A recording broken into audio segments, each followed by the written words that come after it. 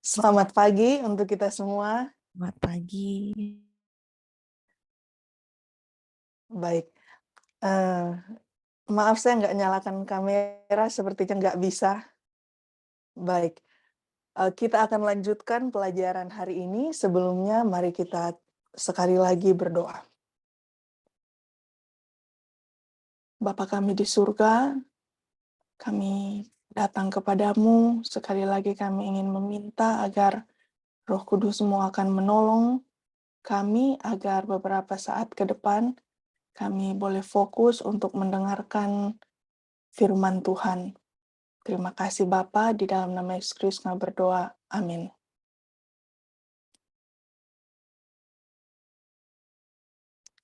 Baik, pada hari ini kita akan lanjutkan pembahasan kita, tapi ada dua sebenarnya, yaitu inspect dan insights. Tapi sebelumnya saya rindu untuk review sedikit apa yang sudah kita pelajari dari hari Minggu pagi.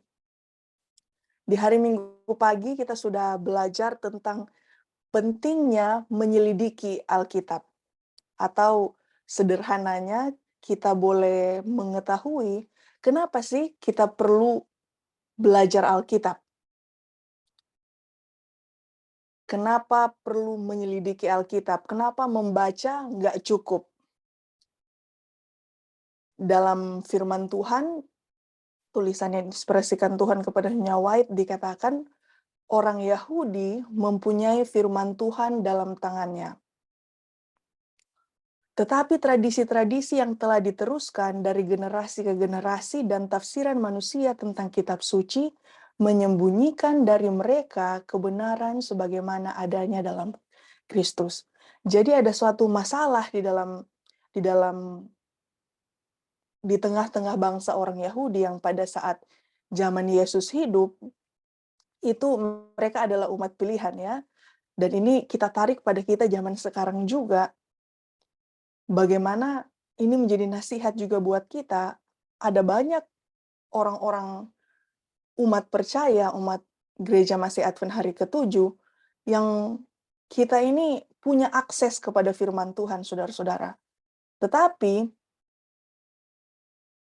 firman itu kita nggak gali sendiri, ya, karena kita sudah percaya, oh udah dikatakan oleh orang tua kita, oleh opung kita, oleh pendeta dari generasi ke generasi, sehingga kita udah percaya tafsiran manusia tentang kitab suci. Jadi kita sungkan untuk belajar firman Tuhan. Dan secara khusus untuk orang-orang muda, saya nggak tahu di sini berapa banyak orang muda, tapi mungkin kalau ada orang tua, kalau kita lihat zaman sekarang, mungkin sering sekali kalau orang muda yang misalnya dia berbicara tentang firman Tuhan, sering mengutip contoh kata orang ataupun kata pendeta, saya pernah mendengar, membaca, bukan apa yang disampaikan oleh Roh Kudus karena pengalaman yang digali sendiri. Jadi ini menjadi masalah yang terjadi pada zaman orang Yahudi, dan Alkitab katakan bahwa sejarah punya kecenderungan untuk terjadi kembali. Dan dikatakan bahwa kepentingan rohani dari tulisan-tulisan kudus itu menjadi hilang. Karena tadi hanya menjadi turun-temurun seperti diwariskan ya. Jadi rumah harta dari segala pengetahuan terbuka bagi kita, bagi mereka orang Yahudi dan kita zaman sekarang, tapi kita nggak mengetahuinya dengan jelas ya, karena kita nggak cari itu sendiri, dan pada akhirnya kita menganggap itu tidak penting. Dan dikatakan bahwa mereka menerima ucapan orang lain sebagai kebenaran. Mereka terlalu lengah untuk belajar sendiri dengan tekun, sebagaimana digambarkan kalau penggali harta yang tersembunyi. Jadi, saudara-saudara, kita punya kecenderungan, mungkin ada dari kita di sini yang senang sama pendeta tertentu. Misalnya yang top mungkin di Advent ya, oh kata pendeta Mark Finley, kata pendeta Randy Skid, kata pendeta Pavel Goya, Tuhan menggunakan hamba-hambanya memang ya, dalam dalam setiap zaman Tuhan ada hamba-hambanya yang digunakan, tetapi dikatakan yang perlu kita jangan menjadi lengah, kita harus mengambil waktu secara pribadi, belajar dengan tekun secara sendiri kebenaran firman Tuhan itu. Dan digambarkan sama seperti menggali harta terpendam yang dibawakan oleh Brother Willy dalam Matius 10 ayat 34 ya. Hal kerajaan sorga itu seumpama harta yang terpendam di ladang yang ditemukan orang lalu dipendamnya lagi oleh sebab sukacitanya pergilah ia menjual seluruh miliknya lalu membeli ladang itu. Jadi kita diingatkan kembali saudara-saudara, inilah yang menjadi masalah dalam gereja kita pada saat ini ya. Orang-orang tidak punya kerinduan untuk mempelajari Alkitab secara pribadi, tekun dan dalam. Oleh sebab itu, gereja kita atas hikmat dari Tuhan membuat suatu pedoman Alkitab yang baru untuk orang muda yang mungkin sudah terbiasa kita lakukan, tapi seperti dikemas lagi, yaitu dengan metode 8I, 8I, melalui metode belajar Alkitab inverse. Kita lanjutkan. Jadi, inverse ini hadir sebagai pedoman belajar Alkitab untuk orang muda agar memiliki pengalaman rohani bukan hanya membaca, tetapi menyelidiki Alkitab seperti mencari harta tersembunyi. Makanya kita pakai bukan kata read the Bible, tetapi search the scriptures, menyelidiki firman Tuhan. Firman Tuhan harus kita selidiki, kita harus mendidik anak-anak kita dalam kebenaran yang terdapat di dalamnya. Itu adalah harta yang tidak pernah kering. Saudara-saudara, berapa banyak anak-anak yang dari kecil ya kita suapin, pasti mungkin sampai umur 5 kali ya, udah berhenti disuapin ya. Nggak tahu ya, orang Indonesia mungkin cenderung mungkin ada yang sampai gede disuapin. Tapi mungkin kalau di Barat, dari usia yang sangat dini udah diajar untuk makan sendiri. Tapi kita dalam kehidupan kerohanian kita, berapa banyak yang diajar anak-anaknya, dididik anak-anaknya, untuk bisa menyelidiki Alkitab itu secara pribadi mereka. Bukan hanya disuapin terus oleh orang tua ataupun oleh pendeta di gereja, tapi mereka harus diajar untuk boleh makan sendiri, menyiapkan makanan itu sendiri, dan bahkan kemudian kalau mereka sudah bisa siapkan makanannya sendiri, mereka juga bisa membagikan makanan itu. Sama seperti mungkin memasak ya, kalau kita ilustrasikan dalam kehidupan sehari-hari. Jadi inilah yang kita rindukan untuk capai melalui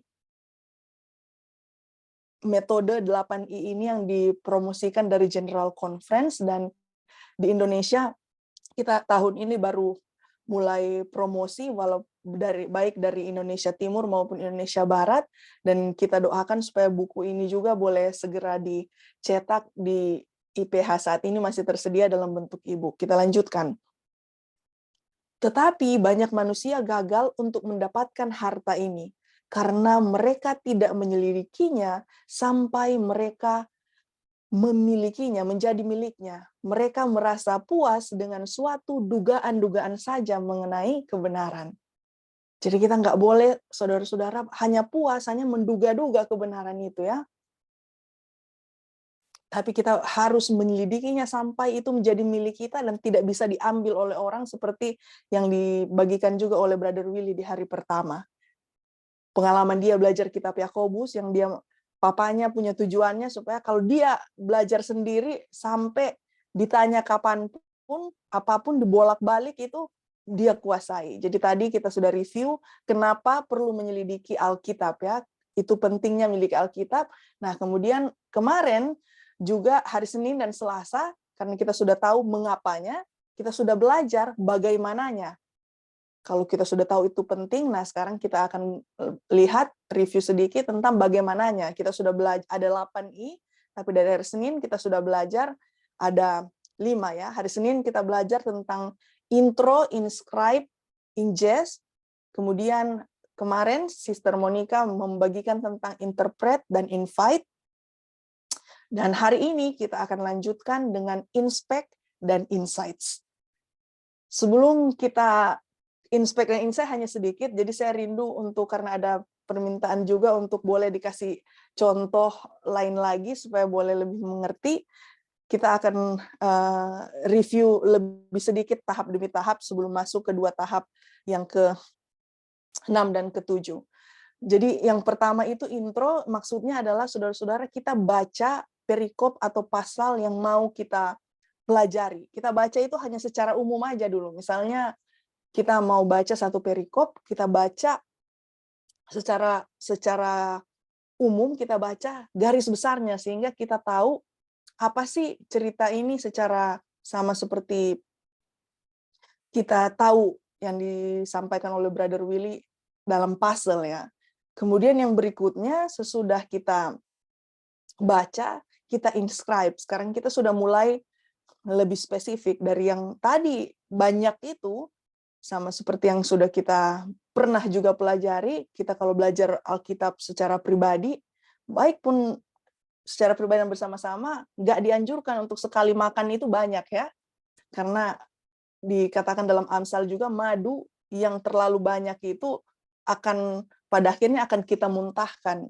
Demikian juga dalam belajar Alkitab itu, di tulisan-tulisan Nyonya White dituliskan juga tidak baik untuk membaca Alkitab itu sekali itu banyak gitu. Jadi pada tahap inscribe ini, sesudah tadi kita baca satu satu perikop misalnya, kita sudah tahu garis besarnya secara umum.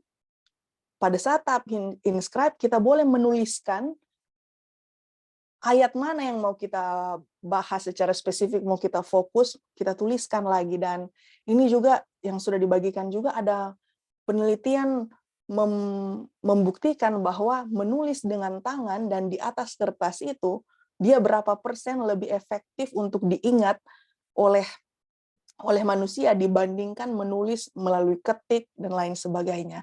Dan menulis ini juga adalah salah satu karakter Tuhan ya, yang Tuhan lakukan, dan bagaimana kita bisa lihat juga kebenaran yang dipertahankan sampai saat ini bahkan melalui tulisan-tulisan Roh Nubuat itu oleh karena keinginan atau kebiasaan untuk menulis. Jadi Nyonya White, ketika Nyonya White menikmati sesuatu, Nyonya White tulis dalam diary. Nyonya White punya pengalaman sesuatu, Nyonya White tulis. Jadi mari kita belajar juga untuk pada saat kita belajar firman Tuhan, kita bisa tulis ayat-ayat yang kita nikmati, atau misalnya itu menjadi fokus kita. Dan kalau di dalam inverse ini, inscribe ini, jadi di dalam bukunya kita itu disediakan satu halaman atau bahkan ada yang 2 halaman itu, supaya orang-orang bisa pakai di situ untuk menulis kembali ayat-ayat yang dia mau fokuskan belajar pada hari itu. Kemudian selanjutnya sesudah kita tulis dalam lembaran tadi ataupun dalam jurnal kita, kita akan lingkari kata-kata yang menjadi perhatian, yang mungkin menjadi fakta, kata kunci, kemudian ide utama. Tujuannya untuk apa? Kalau kita ingat, firman Tuhan itu diilustrasikan sama seperti mana ya. Mana yang pada zaman bangsa Israel itu, mana ini artinya apa ini ya. Pada saat bangsa Israel memungut mana itu, mereka akan bertanya, apa ini? Demikian juga dengan pada saat kita baca firman Tuhan, saudara-saudara, inilah yang harus menjadi pertanyaan kita pada tahapan yang 3 tahap pertama ini.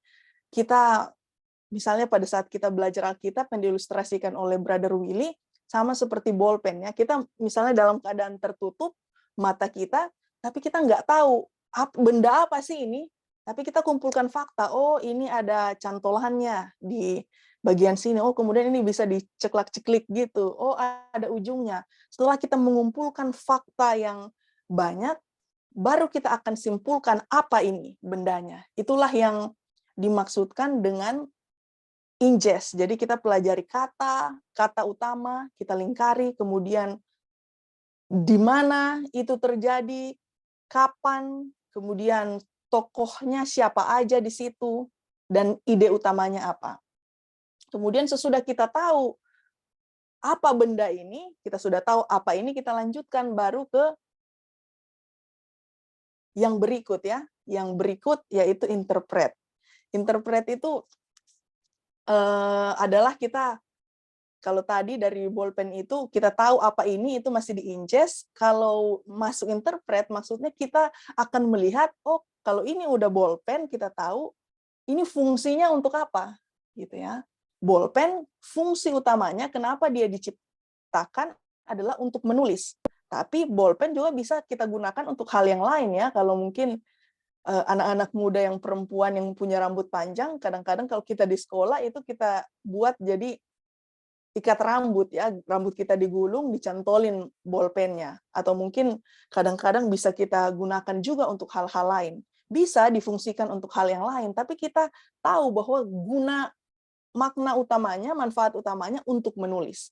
Demikian juga dengan firman Tuhan, saudara-saudara, pada saat kita di tahap interpretasi, kita sudah lewati tahap ingest tadi, kita kumpulkan semua fakta, di tahap keempat ini kita lihat, cara interpretasi kita itu bukan bagaimana kita mau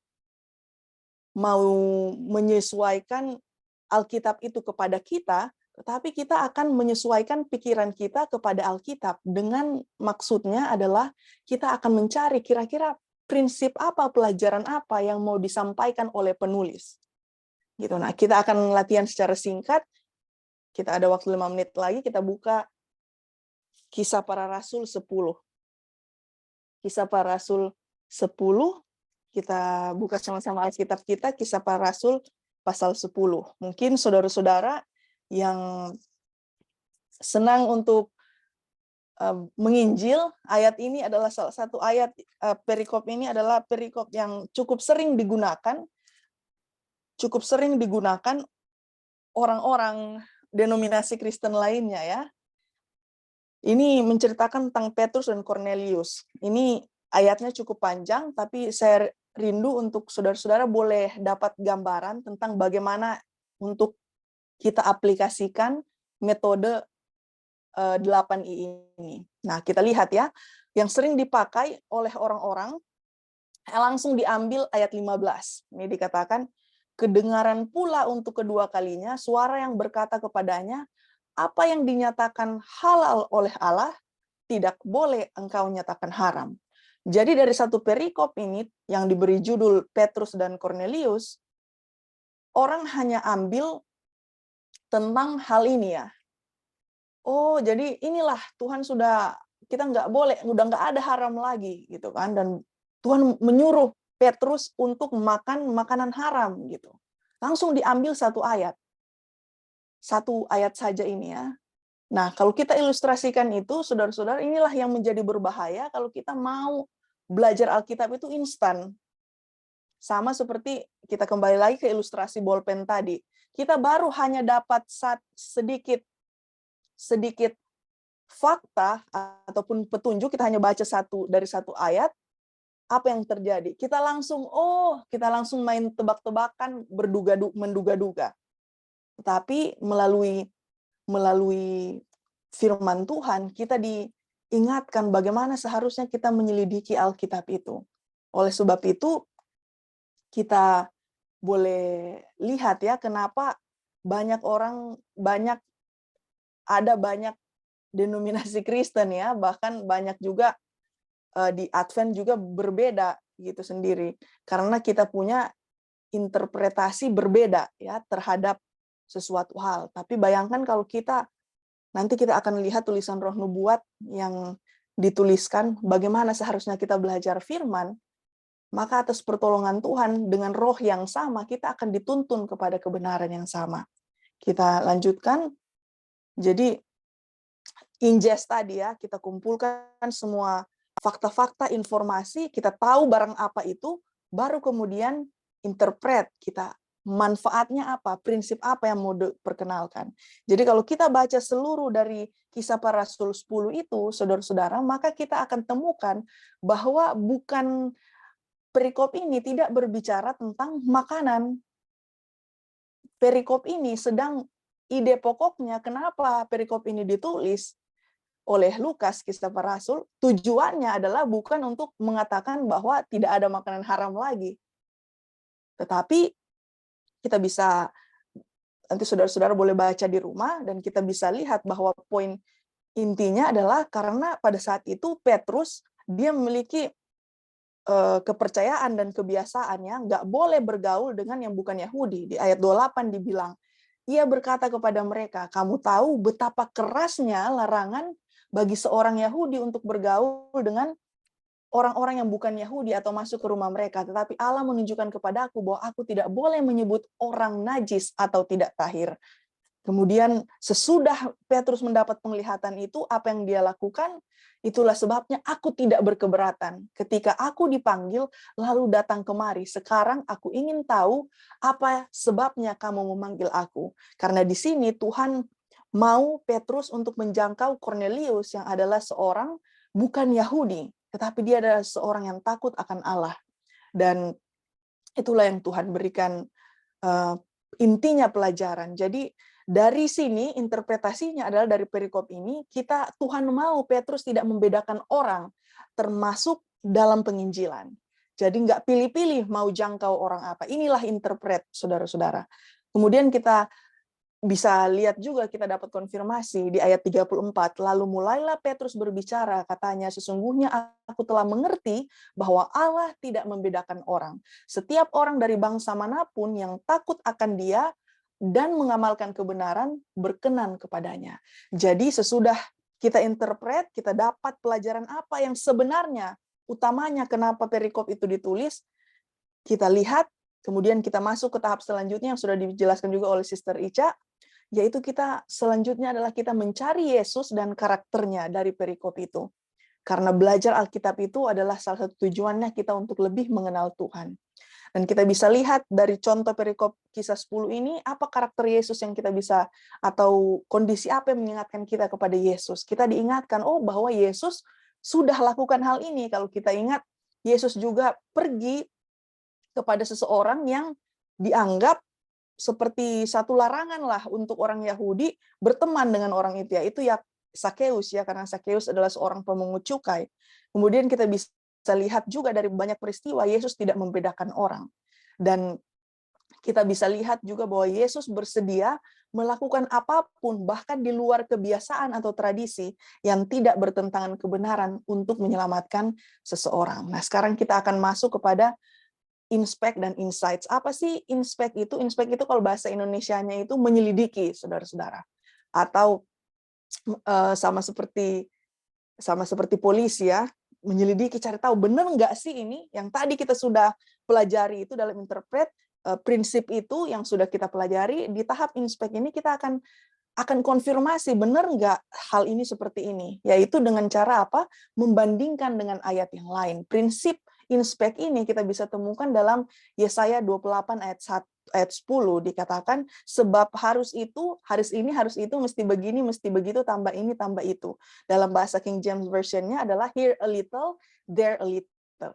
Jadi kalau kita ingat, salah satu pionir gereja kita itu adalah William Miller, dan cara dia mempelajari Alkitab itu diberikan teladan dan dituliskan oleh Ellen White. Dikatakan William Miller memutuskan untuk mempelajari Alkitab untuk dirinya sendiri dan memastikan kalau setiap kontradiksi tidak atau pertentangan tidak bisa diselaraskan. Jadi dia belajar Alkitab untuk dirinya sendiri. Apa yang dilakukan William Miller ini, dia mengesampingkan semua pendapat, atau dalam bahasa Inggris ditulisnya preconceived opinions yang sudah ada dalam pikirannya, pendapatnya itu dia kesampingkan pada saat belajar firman Tuhan. Dan dikatakan dia mengesampingkan komentar-komentar Alkitab yang sudah banyak. Kadang-kadang kita pada saat belajar firman, kita nggak mau menghabiskan waktu menyelidik, kita nggak mau langsung ambil tulisan Nyonya White, komentar-komentar Alkitab. Tapi dalam tahap ini, dari tahap inspect ini, kita diingatkan juga, dan melalui tulisan Nyonya White, kita perlu untuk menyelidiki sendiri, dan kita membandingkan. Ini dikatakan William Miller membandingkan firman dengan firman dan bantuan referensi-referensi pada halaman Alkitab dan concordance. Jadi di Alkitab kita itu ada namanya catatan kaki, saudara-saudara. Kalau saudara-saudara boleh lihat, nanti kita boleh lihat di dalam Kisah Para Rasul 10 itu, ada di bagian bawahnya itu satu catatan kaki yang boleh mengonfirmasi kepada kita tentang pelajaran apa yang Tuhan mau untuk kita pelajari ya. Jadi saya cepat aja karena waktunya sudah sedikit. Jadi tadi yang penting juga di sini, Dikatakan ia belajar dengan cara yang teratur, sistematis, ini yang ayat demi ayat, ia tidak terburu-buru mempelajarinya. Jadi sama seperti yang pernah juga kita pelajari di United Prayer, bahwa di Mazmur 1 itu merenungkan firman Tuhan itu siang dan malam, itu makna lainnya dalam bahasa aslinya itu sama seperti sapi yang memama biak ya. Jadi prosesnya itu nggak cepat. Jadi mungkin dia telan karena ini mereka memama biak ya, langsung dimasukkan ke mulut, langsung prosesnya mungkin saudara-saudara sudah mengerti. Tapi yang mau diajarkan prinsip di sini pada saat kita belajar firman Tuhan, jangan terburu-buru supaya kita boleh, kadang-kadang kita pikir bahwa kita bisa sudah mengerti gitu, tapi kita belajar dari metode ini, diingatkan Tuhan bahwa kita perlu untuk jangan terburu-buru dalam belajar firman Tuhan. Jadi kita bisa lihat, misal inspek contohnya ini adalah di Kisah Para Rasul 10 tadi itu, saudara bisa lihat di ayat Alkitabnya, ada catatan kaki di sana. Dikatakan sebab Tuhan itu direferensikan ke dalam Ulangan 10 ayat 17. Sebab Tuhan Allahmu, Allah segala Allah, Tuhan segala Tuhan, Allah yang besar, kuat, dan dahsyat, yang tidak memandang bulu. Ya, ini pelajaran. Kemudian kalau di buku Inversi itu ada beberapa ayat yang diberikan yang mengkonfirmasi tentang hal itu, yang membahas topik yang sama. Misalnya di Yakobus 21, 2 slide terakhir, kemudian sesudah itu saudara-saudara, barulah kita lihat apa yang Roh Nubuat katakan. Jadi kalau biasanya kita udah malas baca Alkitab, kita langsung cari tahu apa yang Roh Nubuat katakan. Kalau dalam Inverse, sesudah kita belajar semua, kita menyelidiki firman Tuhan, baru terakhir kita cari apa yang Roh Nubuat katakan. Dan dalam membaca Roh Nubuat, kita perlu memperhatikan ditulis oleh siapa, ditulis pada saat apa, apakah buku ini adalah kompilasi, gabungan, atau seperti apa. Karena ini akan mempengaruhi cara kita untuk mengerti tulisan Nyonya White. Besok kita akan belajar lagi, dan yang paling penting juga saudara-saudara dalam belajar firman Tuhan, dalam tahap-tahap ini mungkin terasa sangat banyak ya, tapi kita harus ingat bahwa belajar Alkitab jangan hanya untuk memperoleh informasi tentang Tuhan, tetapi untuk membangun relasi dengannya. Jadi kalau kita belajar firman Tuhan hanya 2 menit setiap hari, bagaimana mungkin kita bisa membangun relasi dengan Tuhan? Dan kalau kita berhubungan dengan Tuhan hanya satu arah, bagaimana mungkin hanya kita berdoa, bagaimana mungkin kita bisa berelasi dengan Tuhan. Kiranya Tuhan menolong kita semua, jika saudara-saudara rindu untuk mendengarkan pelayanan Inverse dalam setiap hari, kita punya konten dan juga ada setiap minggu sekali, boleh di-follow Instagram dan juga YouTube. Mari kita tunduk kepala dan kita berdoa.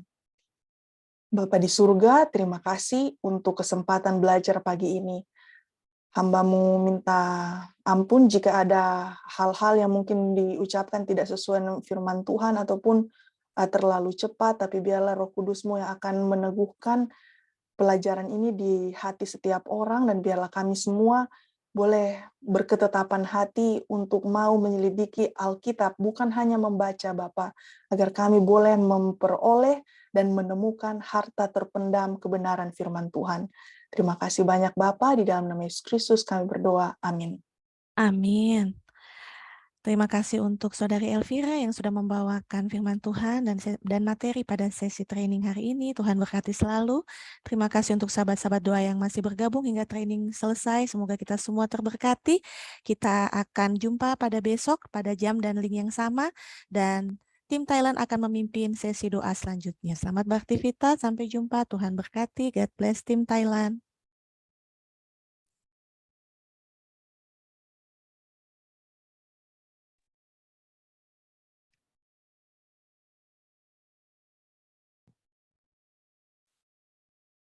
A chain of earnest praying believers